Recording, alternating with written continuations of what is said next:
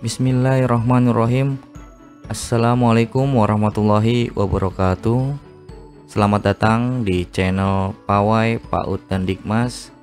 Terima kasih yang sudah mengklik video ini. Bagi yang belum, jangan lupa subscribe, like, komen, dan share video ini apabila bermanfaat, agar channel ini dapat lebih berkembang kembali. Pada video kali ini yang ingin saya jelaskan bagaimana cara memperbaiki data invalid pada menu Surprise. Langsung saja, ini tampilan pada Dapodik versi 2023. Kita sebelum melangkah kita cek dulu data validasinya. Klik validasi, kemudian klik validasi lokal. Di menu sekolah sudah tidak ada data invalidnya, hanya terjadi data warning. Di sini warning harus kita perbaiki di halaman Verval SP. Karena terkait dengan izin operasional. Di menu Surprise kita klik saja menu Surprise, maka di sini terjadi 3 warning dan 52 data invalid. Bagaimana kita bisa memperbaiki data Surprise ini, data invalid 52? Langkah pertama yang pertama lakukan adalah kita klik ke menu Surprise, langsung kita klik menu Surprise, klik tanah dan bangunan. Nah, kemudian kita klik nih di menu tanah. Di sini ada menu tanah, di sini nanti ada menu bangunan. Klik saja menu tanahnya. Yaitu kemudian kita klik ke menu aksi pojok kanan sini yang tulisan menu aksi, klik menu aksi. Kemudian kita klik salin data periodik. Klik saja salin data periodik. Ya. Oke.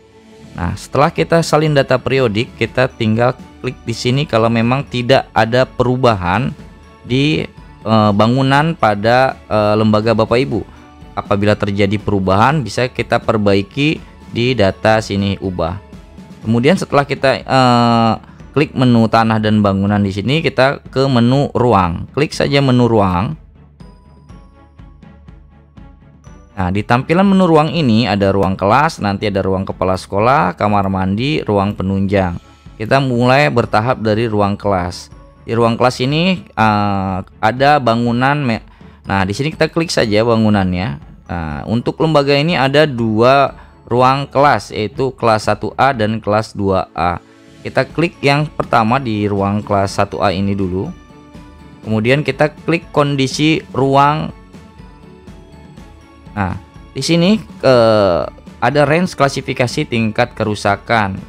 Apabila di semester ini ada kerusakan, entah itu ubinnya, entah itu jendela dan lain sebagainya, bisa kita inputkan di sini pilihannya, yaitu tidak ada kerusakan, rusak ringan, rusak sedang, rusak berat. Ya, jadi kalau memang masih kondisinya baik, ya silakan saja lakukan tidak ada kerusakan. Tapi misalkan memang ada kusennya rusak atau ada ubin yang rusak atau plafon yang rusak, kita bisa pilih ruangan kondisi yang sesuai dengan ada di ruangan tersebut.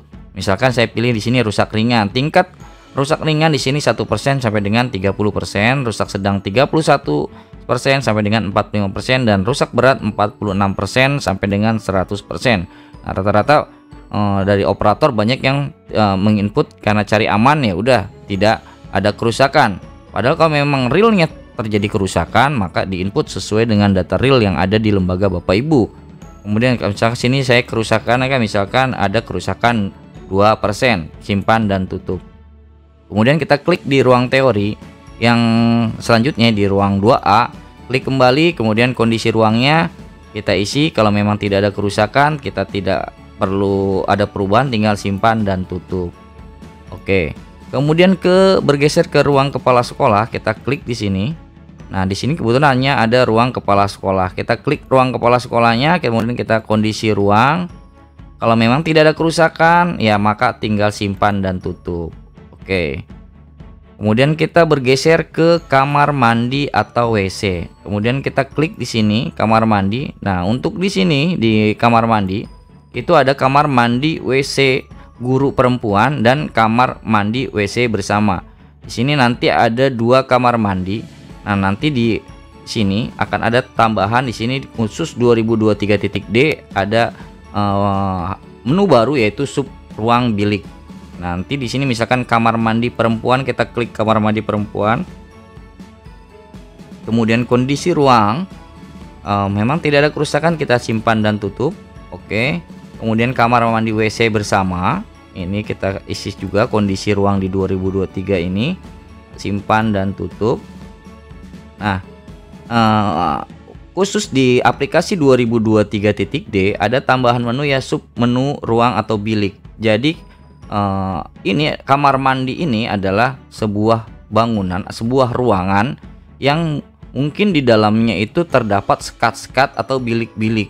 Apabila dia masih dalam satu atap, kemudian di dalamnya itu mungkin ada bilik-biliknya lagi, ada sekatnya kembali, maka itu nanti disebut dengan sub ruang atau bilik. Kita cek di sini, kita klik saja. Misalkan yang kamar mandi perempuan cuman hanya satu, ya berarti hanya satu. Ini ada menu tambah, klik tambah. Kemudian klik jenis prasarananya. Ada di sebagian operator di aplikasi Dapodiknya itu tidak muncul ini. Nah, kemungkinan itu harus melakukan uninstall kembali Dapodiknya, karena ada yang melalui patch itu terkadang tidak tampil nama jenis prasarananya di sub ruang ini ketika kita mau memilih, dia kosong, tidak ada pilihannya. Itu biasanya yang melakukan pembaruan melalui patch. Makanya saya menyarankan, walaupun memang sudah melakukan pembaruan melalui patch dan lakukan sinkronisasi, saran saya kembali lakukan uninstall saja, lakukan menggunakan Dapodik versi 2023.d yang installernya.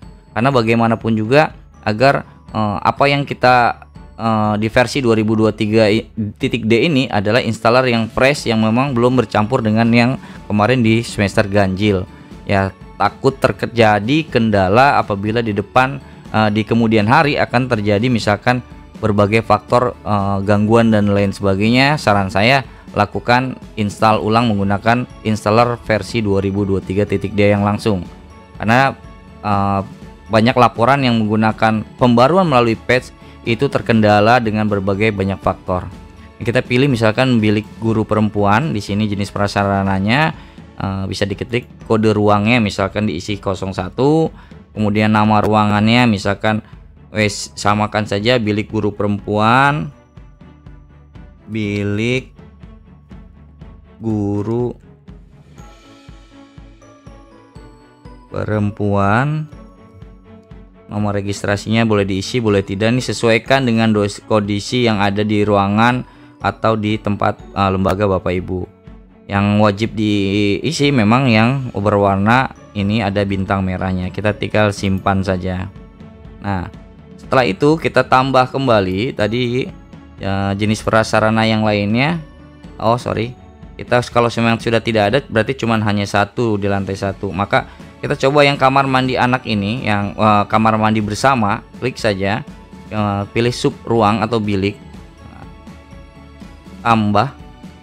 Nah, karena di sini prasarananya adalah bersama, itu ada bilik laki-laki, ada bilik perempuan. Kalau memang ada dua ini, maka misalkan kita di dalam satu WC itu ada dua bilik atau dua ruang di dalamnya kembali, yaitu bilik perempuan maupun bilik laki-laki. Kita pilih saja bilik laki-laki, kode ruangnya misalkan 001, nama ruangnya bilik laki-laki, bilik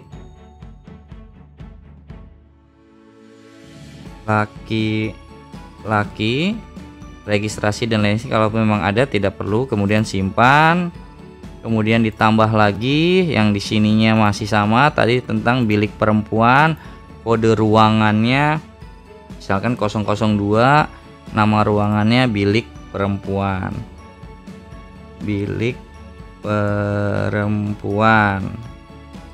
lalu terisi. Ini memang panjang lebar, silahkan diisi kalau memang mengetahuinya, kemudian simpan.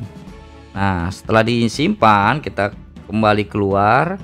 Nah, selanjutnya kita ke ruang penunjang. Klik di ruang penunjang. Di sini di ruang penunjang di lembaga ini itu ada ruang serbaguna. Kita klik kembali seperti kondisi yang tadi. Kalau memang tidak ada perubahan, simpan dan tutup. Ke gudang, kalau memang tidak ada perubahan, simpan dan tutup. Kemudian di lainnya, klik kondisi ruangannya juga, kemudian simpan dan tutup. Yang lainnya kita lihat kembali kalau memang tidak ada perubahan simpan dan tutup. Oke. Nah, setelah ini kita coba mengecek kembali data validasinya, apakah data-data yang invalid tadi di menu Surprise sudah hilang ataukah masih ada. Kita klik ke validasi tadi, klik validasi lokal. Nah, di sini kan terjadi warning 3 warning dan invalid 52. Untuk warning di sini ada ruang dengan kamar mandi anak belum mengisikan sub ruang bilik, sama di sini belum mengisikan sub ruang bilik. Kita lakukan refresh saja. Nah, maka di menu Surprise warningnya tinggal 1 dan invalidnya hilang. Nah, di sini sekolah tidak memiliki ruang guru, periksa baik isian prasarananya. Karena di ruang sini kebetulan tidak ada ruang guru, hanya ada ruang kepala sekolah. Kalau memang ada ruang guru tinggal ditambahkan nanti di sini. Di sini jenis prasarananya ruang guru. Kalau memang tidak ada ya tidak perlu di input, tapi seharusnya setiap lembaga itu ada ruang gurunya. Tapi biasanya kalau untuk lembaga jenjang PAUD itu ruang guru dan ruang kepala sekolah menyatu. Nah, demikianlah video pada kali ini bagaimana kita memperbaiki data invalid pada menu Surprise sehingga kita bisa nanti berlanjut ke tahap selanjutnya, bisa melakukan sinkronisasi karena data invalidnya sudah hilang. Terima kasih sudah menonton video ini sampai habis. Jangan lupa bagi yang belum subscribe silahkan di subscribe. Jangan lupa juga di share, komen, dan like apabila video ini bermanfaat. Salam satu data, salam sehat selalu. Wassalamualaikum warahmatullahi wabarakatuh.